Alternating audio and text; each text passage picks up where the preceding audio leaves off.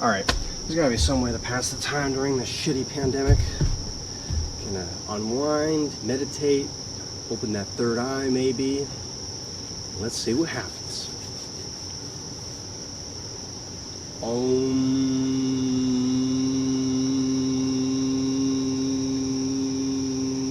For the love of Buddha, you look like some kind of a half-assed attempt at being spiritual in a subpar indie film.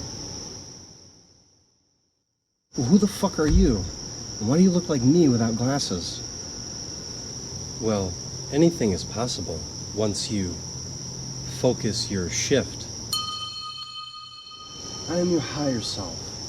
I am you approximately a year from now after abandoning the materialism and egocentrism of the West in exchange for the wisdom and enlightenment and spirituality of the East. Well, if you're really me a year from now, to pursue enlightenment and abandon all the egocentrism of the West, how come you're dressed in a fucking bathrobe? It's the best we could do. And if you're so zen and enlightened, then why you gotta be such a prick? I thought you guys were supposed to be, reverent and loving and all about service.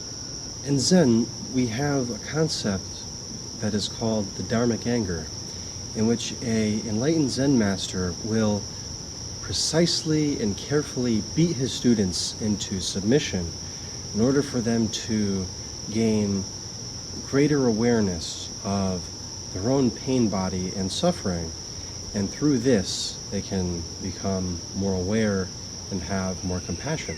And so too, at the level of the cosmos, we are beaten into submission by reality through infinite iterations until we evolve into the state of nirvana.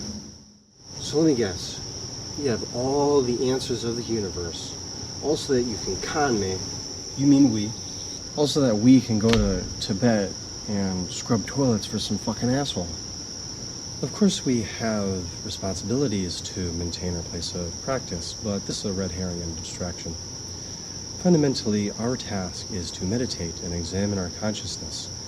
This is so we can examine. If he thinks I'm enlightened, maybe he'll go away. And once we have this observation of ourselves, we can no longer be slaves to many of the cravings. You're making me crave some fucking Wendy's right now. Part in Western society and the world define us. And so the Buddha once said that life is suffering, and he also observed that the cause of this suffering is rooted in craving. And so by being more aware... Oh, for the love of Buddha, would you just shut up already? Nature, we can be more compassionate towards others and become enlightened in the process. Right. And I don't claim to have all of the answers of the universe, although there may be some things which could be of value. But I am a limited form, as are you. I think this is the part where I turn myself into the funny farm. I mean, God, this mindfulness shit was supposed to help me, but it literally split me in two. Well, if that is what you feel called to do, then go for it. The door is right there. But I sense within you a yearning for a greater understanding of things, even though at the surface you may be a bit of a contrarian dickhead. Well, I can't disagree with that. So before I reveal this glimpse of enlightenment to you, do you have any questions? Well, for starters, I'd like to know why reality is such an abysmal fucking disaster. I mean, we have a pandemic, civil unrest, and the economy going in the shitter all at the same time. I mean, what kind of a sadist would create a planet like this? If I were God, I would just let everybody sit on their ass, eat all the Ben and Jerry's they want, and listen to all the Steve Vai and to the end of time. I mean, why couldn't we have that as reality? Why couldn't we just have infinite paradise? It's funny you mentioned Steve Vai. He's actually considered to be one of the most talented in the entire universe by some of the cosmic higher-ups. To address your perception of reality being an abysmal fucking disaster, look around you. Look at how harmoniously reality is operating. We have the trees and this lovely environment and atmosphere all around us to meditate upon. And below us we have this deck which is built so precisely that we can stand on top of it without falling through. To address your view of God as a sadist, this is based on Judeo-Christian leanings that many of the West have been indoctrinated with. This is based on the assumption that God is a separate entity from you, and you are punished to dwell upon this domain, and you should be ashamed of your very existence. A more precise view of God would be in terms of fractals, for instance, where everything is contained within everything. Injustice is really you committing injustice against yourself. There is no one to fight against. So I suppose you could argue that this would make God more of a masochist than a sadist. So you really expect me to believe that I'm God, jerking myself off in infinite directions and to the infinite degree and for all time? Well, if you want to put it that way, sure, why not? You infinite wanker, you. Well, whatever kind of shamanistic DMT shit you guys are smoking, I want some. Do you want to see what ultimate reality is or not? Or am I just wasting my time? Or your time? Or Allah's time? Or the Buddha's time? Or infinite fractal consciousness time? What the fuck do I have to lose? I'm already split in two. Close your eyes.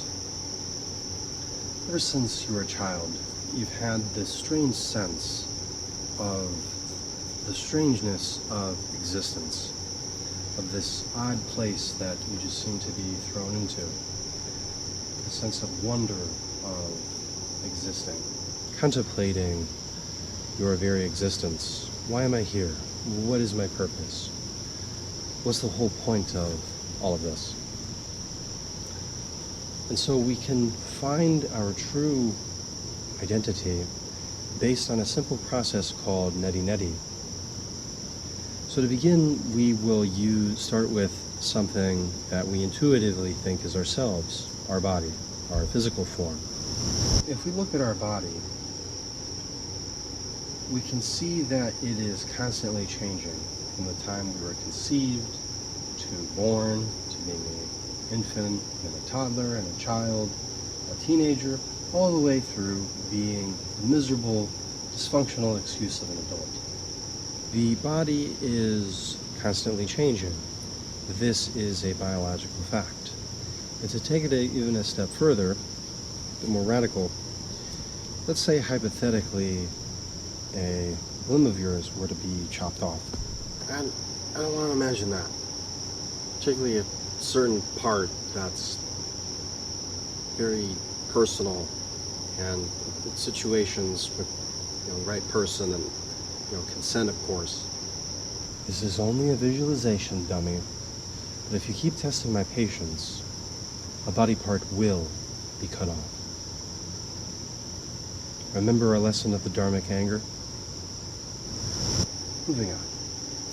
If we were to lose a body part, we would still be ourselves. People would still recognize us. And so, assuming we aren't horribly disfigured. So, we are not the physical body, because the physical body is constantly changing.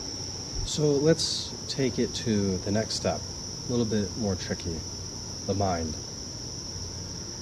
So if we meditate, we could see how many thoughts occur our mental space, our consciousness, we have thousands of thoughts a day, some positive and some negative. The mind is always having some fixation, some goal, some idea, some frustration, etc. So, are we our mind? What is beyond the thoughts that inhabit the perceptions of our consciousness? Well, if we aren't our thoughts, we aren't our body, we aren't our mind, what the fuck are we? The observer of all that is and never will be. Alright, I've had enough of this shit for one day. It's pretty trippy for my first meditation, though. We'll see how I am in a year.